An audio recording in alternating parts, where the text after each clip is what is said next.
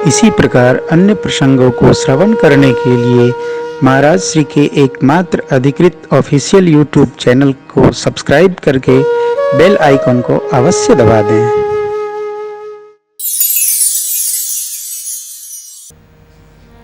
उत्तरकांड दोहा क्रमांक 63 से आगे जिन पंक्तियों को हमने आपने पढ़ा, कल इसको हम दोहराएंगे आपके साथ। इसमें भगवान के बन जाने का प्रसंग, विपिन गवन और केवट के प्रेम का प्रसंग है।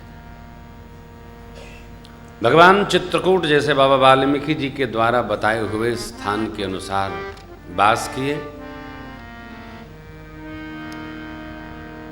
फिर प्रभु यहां से आगे बढ़े। अत्रि जी महाराज से भगवान की भेंट भई। इसके बीच के प्रसंग में हम आप कल थे। भरत भैया श्रीधाम अयोध्या जी से समाज को लेकर पहुंचे चित्रकूट। हेतु ये था कि भगवान को मनाएंगे, ऐसा नहीं। हेतु ये था कि अयोध्या जी के राजा राम हैं, तो वन में ही गुरुजी राम जी का अभिषेक कर देंगे। फिर राम जी की जो राजाज्ञा होगी उसका हम सब पालन करेंगे।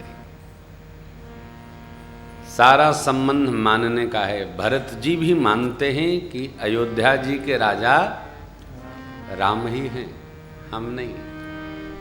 गुरु वशिष्ठ जी मानते हैं कि अयोध्या जी के राजा भरत हैं। राज राजपद तुम कहो दीन, अस्तु पिता वचन फुर चाहिए कीन्हा। और प्रमाणित किए तनय जजाति जौवन दयहु, परशुराम पितु आज्ञा राखी। दो तर्क दिए। परशुराम जी ने पिताजी की बात मानी, यश बढ़ा। ययाति जी को उनके पुत्र पुरु ने, छोटे पुत्र ने युवावस्था दे दी, उनकी कीर्ति बढ़ी। आप भी इस परंपरा का निर्वाह करेंगे तो आपकी कीर्ति बढ़ेगी। कल हमने आपको स्मरण कराया था, मालिक बन जाना बहुत अच्छा है, अच्छा लगता है। देखिए, दो बात है, मालिक होना और मालिक बनाना।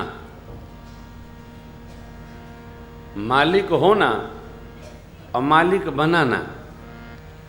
मालिक जिसको बनाया जाता है उसमें पात्रता होती नहीं है, पात्रता मान ली जाती है। और जो मालिक होता है वो पात्रता लेकर के पैदा होता है। भरत जी ये मानते हैं कि राम जी में राजा बनने की पात्रता है। राजा राम अवध रजदानी, और मुझे राय राजपद तुम कहूं दीना। मेरी मां ने मेरे लिए मांगा, मैं मांगा हुआ राजा हूं, और राम जी अस्थाई राजा हैं। इसी की बात है। राम जी राजा बनने के अधिकारी क्योंकि ज्येष्ठ पुत्र हैं।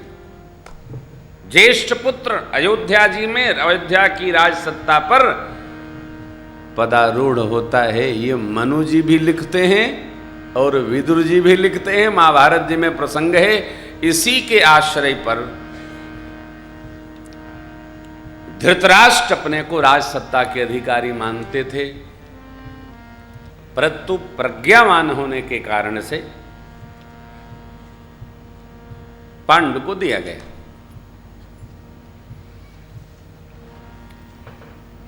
अब बच्चे छोटे थे, उनके बाद इनके पास आ गया।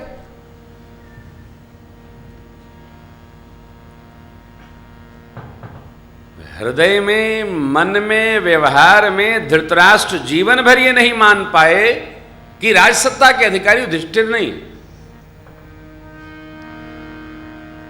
उनको लगता था ये तो मेरा बेटा ही इसका अधिकारी है। क्यों? मन का खेला है, जो मान लो। मन से भरत जी मानते हैं कि अयोध्या जी की राजसत्ता के अधिकारी प्रभु हैं। जब सत्य और धर्म की लड़ाई होती है, परिवार में, घर में, व्यापार में, कहीं भी, तो कोई तनाव नहीं होता। अंततो गत्वा सब सत्य को स्वीकार करते हैं। भगवान बहुविधि समझाते हैं भरत जी को। कल के प्रसंग में हमने सुना बहुविधि समझाते हैं। अब भरत जी ने अपनी 4 बात रखी और अंत में कह दिया, हे प्रभु, प्रभु प्रसन्न मन सकुचित तज जो जेहि आय सुदेव, सो सिर धरि करे सब मिटे अनट अवरे। प्रभु प्रसन्न रहे। राम जी की प्रसन्नता में सबकी प्रसन्नता है। प्रभु मानना है, श्रेष्ठ मानना है, श्रेष्ठ होना, श्रेष्ठ को मान लेना। हम मानते हैं, हमने आपको गीत सुनाया, मूर्ति माने बिन सगुण को जाने बिन, जितने किए जप जा जतन सारे निरर्थक हैं। मूर्ति माने बिन, बिना माने भगवान नहीं। हम आप मानते हैं राम जी परमात्मा है तो राम जी परमात्मा है, रावण नहीं मानते हैं तो रावण के लिए राम जी परमात्मा नहीं है। खेल तो मानने का है। भरत जी राम जी को मानते हैं और भगवान ने भरत जी के ऊपर छोड़ दिया।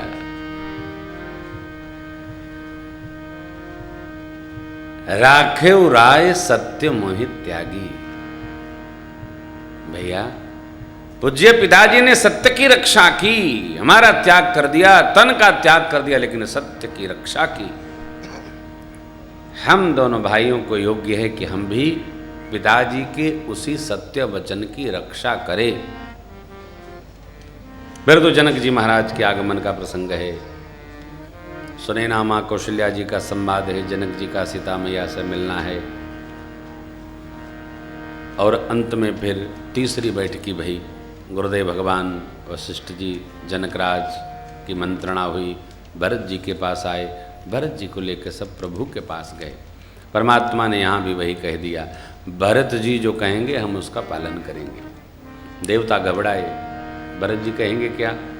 भरत जी वही कहेंगे जो राम जी चाहते हैं।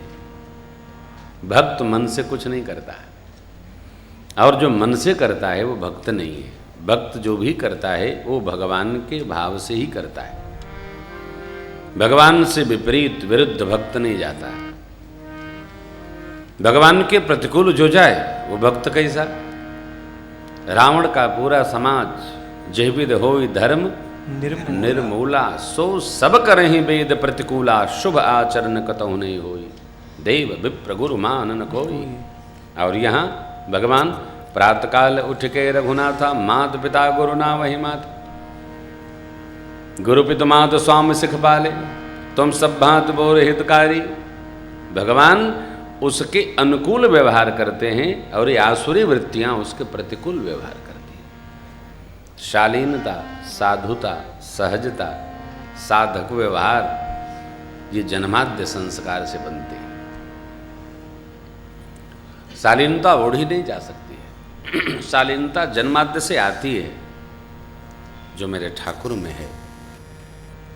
विहार अलग अलग है, व्यवहार अलग अलग है, संस्कार भी अलग अलग है।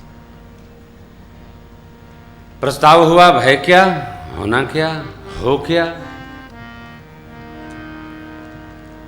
अभिषेक की सामग्री के साथ भरत जी ने निवेदन किया, प्रभु मन माने तो स्वीकार कर ले, अथवा जो आज्ञा ठाकुर की। हम चित्रकूट के दिव्य प्रांगण के दर्शन करना चाहते हैं, जहाँ जहाँ सरकार के श्री चरण विराजे हैं, माँ के चरण विराजे हैं। भगवान ने अनुमति दे दी। अत्रि जी महाराज की आज्ञा लेकर और ये जो सामग्री आप लाए हैं कहीं सुरक्षित करा दीजिए और पूरा चित्रकूट का दर्शन करिए। इसीलिए तीर्थों में परिक्रमा करने की परंपरा है।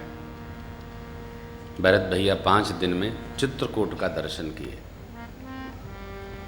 जो अभिषेक की सामग्री समस्त दिव्य समुद्रों का, सरोवरों का, तीर्थों का जल मृत्तिका लाई गई थी, उसको एक कूप में सुरक्षित कराया गया। वो कूप आज भी है, उसका नाम है भरत कूप। वहाँ जाइए और दर्शन करिए तो राम दर्शन जैसा पुण्य प्राप्त होता है। संकोच में नहीं डालना चाहिए। ये मान ले तो इनकी अपनी स्थिति है। भक्त भगवान को कभी संकोच में नहीं डालता, न संकोच में डालना चाहिए और न कभी सोच में रहना चाहिए। और जिस काम में सोच हो उसको सोचना बंद कर देना चाहिए।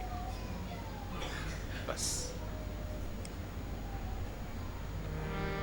सोच जीवन को गला देता है। प्रभु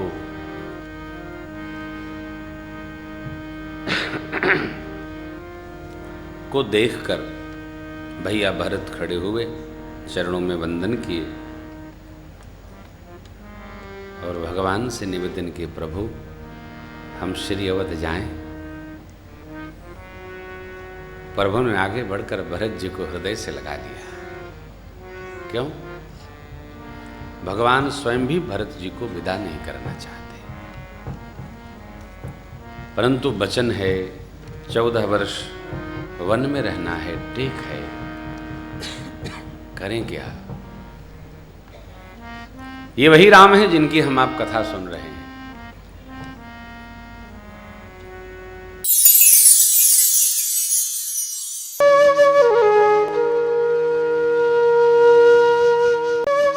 इसी प्रकार अन्य प्रसंगों को श्रवण करने के लिए महाराज श्री के एकमात्र अधिकृत ऑफिशियल यूट्यूब चैनल को सब्सक्राइब करके बेल आइकॉन को अवश्य दबा दें।